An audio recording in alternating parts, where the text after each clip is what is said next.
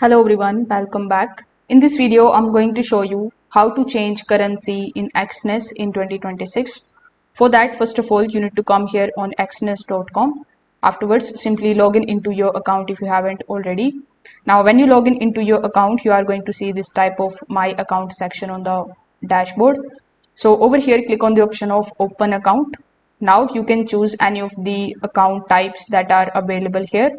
So you can select either the standard account or the professional accounts. After selecting the account type, simply click on the option of continue in the bottom. Now you can set up your account. So here you can select whether you want to create a demo account or you want to create a real account.